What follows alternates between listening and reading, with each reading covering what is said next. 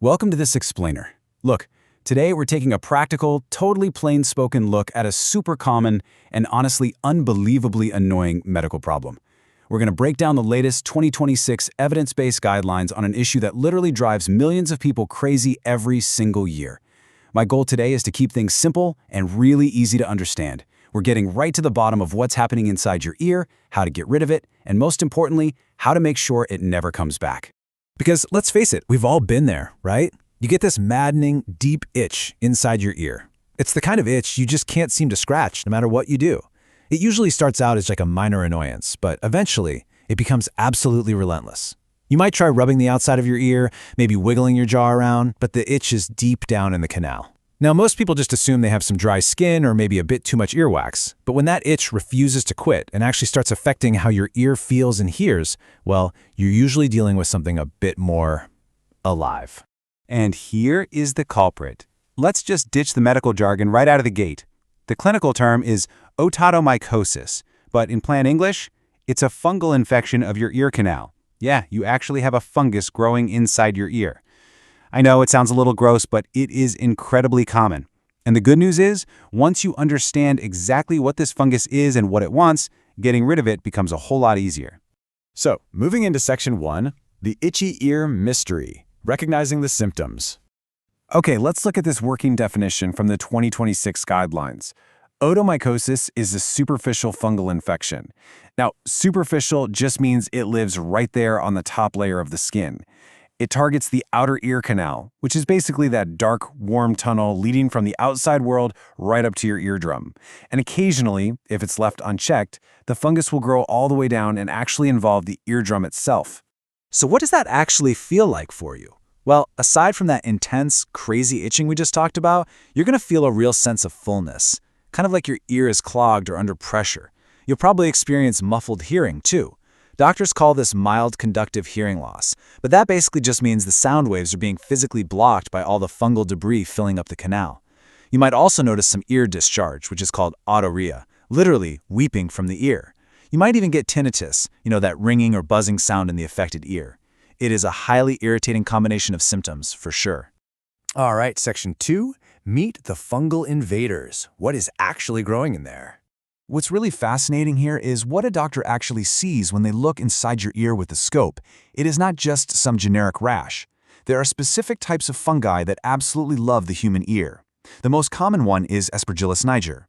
If a doctor looks in your ear and sees what looks like tiny black pepper spores sprinkled everywhere, that's Aspergillus niger. If they see gray-green fuzzy colonies, kind of like bread mold, that's usually Aspergillus fumigatus.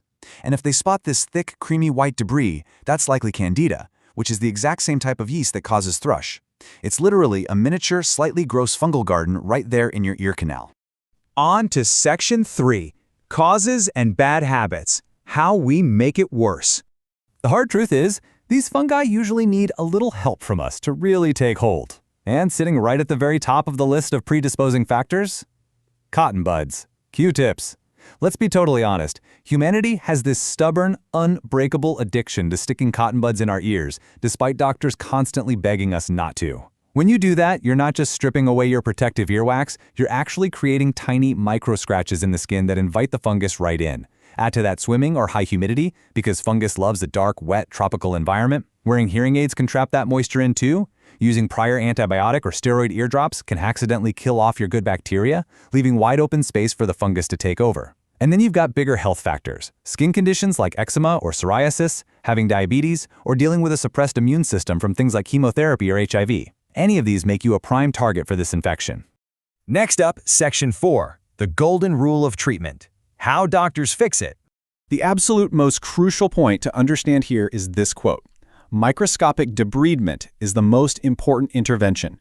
Now, I know that sounds like a super complex surgical term, but all it really means is physically cleaning out the fungus. You cannot just dump eardrops onto a massive ball of fungus and expect it to get better. The doctor actually has to look in there with a microscope and physically remove the debris first. Think about it. If you don't take out the trash, the medicine just can't get to the skin to do its job. So here is the straightforward 3-step medical plan to fix it. Step 1 is what doctors call a microscopic oral toilet. Don't let the weird name throw you off. Just think of it as precision medical suctioning. The doctor literally vacuums out all the fuzz and spores. Step 2. You have to keep the ears strictly dry and stop using those cotton buds. If you shower, keep the water out, you have to cut off the moisture supply. And step 3, the preferred first-line medication is clotrimazole 1% drops. It's a very simple, targeted topical antifungal. Usually you're just doing 2 to 3 drops twice a day for about 7 to 14 days. Now, there are a few other tools doctors might use as adjuncts, which just means helpful add-ons. They might use 2% acetic acid, which is basically medical-grade vinegar, to make the ear canal acidic, because the fungus absolutely hates that. They might use a short course of steroid drops if your ear canal is severely swollen and inflamed. And of course, simple painkillers like paracetamol or NSAIDs just to keep you comfortable. But there's one big clinical pearl here. If the fungus has actually caused a hole in your eardrum, doctors have to be extremely careful. They have to avoid certain eardrops that are ototoxic, meaning they could actually damage your inner ear if they slip through that hole.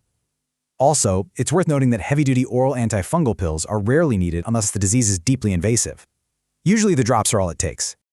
Finally, Section 5, Recovery and Red Flags, What to Watch Out For. Here is the standard timeline for recovery so you know exactly what to expect. Day 1, you get it cleaned out and you start your drops. But between day 7 and day 10, you really need a doctor to look at it again. This is super important. Fungi are stubborn, and a lot of patients actually need a second round of that medical vacuuming. If you're hitting week 2 or week 3 and it is still persistent, your doctor will likely take a swab for a fungal culture. That tells them exactly what strain is fighting the medication, and at that point, they'll start looking a lot harder at your underlying risk factors. Which brings us to the warning signs. These are the red flags that indicate something much more serious might be going on. First, severe pain is a red flag. Otomycosis is itchy and uncomfortable, sure, but it should never cause agonizing pain.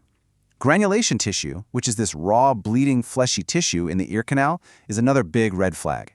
And cranial neuropathies, meaning you're experiencing nerve issues like facial weakness or numbness, is a major red flag. Any of those symptoms warrant an immediate evaluation for malignant or invasive disease. Lastly, for recurrent cases, like if you just keep getting this ear fungus over and over again, the guidelines state that doctors need to evaluate the bigger picture. They need to test you for diabetes, look for sources of chronic moisture, or check for canal stenosis, which is a narrowing of the ear canal that physically traps debris inside.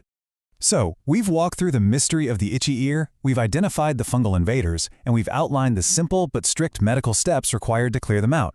You've seen exactly how everyday habits can create the perfect environment for these infections to thrive, which leaves us with one final, very practical question for you. After seeing what can grow inside a scratched, irritated ear canal, are you finally ready to throw away your cotton buds to protect your hearing? Thanks for joining me on this explainer, and I really hope this helps you keep your ears healthy, dry, and fungus-free.